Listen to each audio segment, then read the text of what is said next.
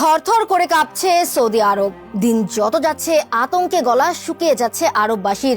এই বুঝি আত্মপ্রকাশ ঘটলো ইমাম মাহাদি। বিশ্ব পরিস্থিতি কিংবা ইমাম মাহাদি এই সম্পর্কে কোনো কথা বলা মানা সেখানে। নামাজ, রোজা, হজ আর জাকাতের বাইরে কথা বললেই শায়েখদের গলা টিপে ধরা হয় সৌদি আরবে। মাহাদি আগমনের সত্যকে কেন ভুলে থাকতে চায় তারা? ইমাম মাহাদির আগমনে কেন এত আতঙ্কিত আরব রাষ্ট্রের খলিফা? কেন তারা এত নীরব এই বিষয়ে? এই কঠিন সত্যর উন্মোচন হবে বাজ নিউজের আজকের এই প্রতিবেদনে। সঙ্গে থাকুন, ফিরছি বিস্তারিত নিয়ে। আপনি হয়তো দেখবেন সৌদি শায়েখরা বর্তমানে বেশিরভাগ আলোচনা করেন নামাজ নিয়ে। নামাজে হাত কোথায় বাঁধবে, বুকে নাকি নাভির নিচে? আমিন জোরে বলবে নাকি আস্তে?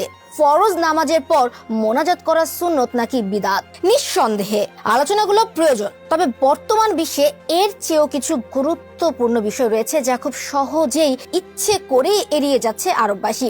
এমনকি কোনো শায়েখ যদি এই সম্পর্কে কোনো তথ্য তার বয়ানে দিয়ে দেন, সাথে সাথে তাকে শাস্তির আওতায় আনেন সৌদির খলিফারা।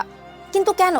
এর মূল কারণ হিসেবে ইসলামী স্কলাররা যা বলছেন তা হলো, ইসলামের ছদ্মনামে গোটা আরব সাম্রাজ্য যে বিলাসবহুল এবং আড়ম্বরপূর্ণ জীবন যাপনে ব্যস্ত, এই সব কিছুর মুখোশ উন্মোচিত হয়ে যাবে। তারা মানুষকে ভুলিয়ে রাখতে চায়, সঠিক সত্যকে জনগণের সামনে আনতে চায় না, কারণ এতে তাদের জাঁকজমকপূর্ণ জীবন আর অর্থের প্রতিযোগিতা বন্ধ হয়ে যাবে। তবে ইমাম মাহাদিকে নিয়ে নীরব থাকার পেছনে সবচেয়ে বড় কারণ হলো, মাহাদির আগমনে আরবদের শাহী জীবন ভেঙে খান খান হয়ে যাবে। রাজতন্ত্রের নামে জুলুমতন্ত্রের অবসান ঘটবে। তাছাড়া অবাক করার বিষয় হলো, ইমাম মাহাদির প্রথম যুদ্ধ মুসলিম তথা আরবের খলিফাদের সাথেই হবে। এখন ঘটনা হলো, যাদের সাথে মাহাদির যুদ্ধ অলরেডি ঘোষণা আছে তারা কি আর মাহাদির প্রচারে ব্যস্ত থাকবে? যাদের ক্ষমতায় একদিন বিলীন হয়ে যাবে তারা কি ইমাম মাহাদিকে সহজেই আপন করে নিতে পারবে? এ কথা আর কেউ না বুঝলেও বর্তমান খলিফাগণ তা ভালো করেই বুঝেন। মূলত এইসব কারণেই আরব দেশ ইমাম মাহাদি সংক্রান্ত চিন্তাধারাতে অনাগ্রহী। তারা ব্যস্ত কেবল আর্থিক উন্নয়নে।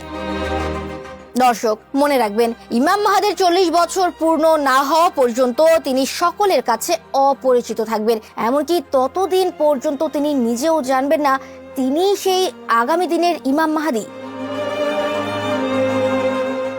এই হাদিস থেকে এটা স্পষ্ট যে তিনি কখনোই নিজেকে মাহাদি রূপে দাবি করবেন না, বরং নবী করিম সাল্লাল্লাহু আলাইহি সাল্লাম বলেছেন, মাহাদির আত্মপ্রকাশ হবে হজের মৌসুমে, যখন একজন ফেরেশতা উপর থেকে গায়েবী আওয়াজে কণ্ঠে বলবে, ইনি ইমাম মাহাদি। সুতরাং সম্প্রতি যারা নিজেকে ইমাম মাহাদি বলে দাবি করছেন তারা আদতে ভণ্ড। কিন্তু এভাবে কি সত্যকে চাপা দেওয়া যায়? কখনো নয়। দিন শেষে সত্য প্রতিষ্ঠিত হবে আর মিথ্যা বিলুপ্ত হবে। দেখছিলেন বাজ নিউজের প্রতিবেদন। ধন্যবাদ।